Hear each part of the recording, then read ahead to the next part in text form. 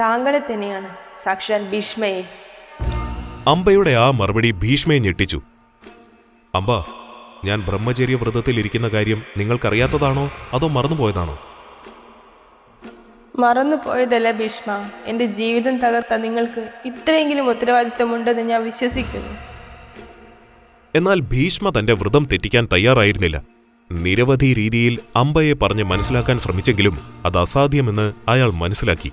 വേറെ വഴിയൊന്നുമില്ല എന്നായപ്പോൾ അയാൾ അംബയെ അവിടെ ഉപേക്ഷിച്ച് തിരികെ പോയി. ആ ദിവസം മുഴുവൻ അംബ ആ നിൽപ്പ് അവിടെ നിന്നു. ഭീഷ്മയോടുള്ള വൈരാഗ്യം അവളിൽ കത്തിയെരിയാൻ തുടങ്ങി. ഭീഷ്മയുടെ മരണം കാണണമെന്ന തീവ്രമായ ആഗ്രഹം അവളിൽ കത്തി. ഭീഷ്മയുടെ മരണം തന്റെ കൈകൊണ്ടാണെന്ന് അംബ ഉറപ്പിച്ചു.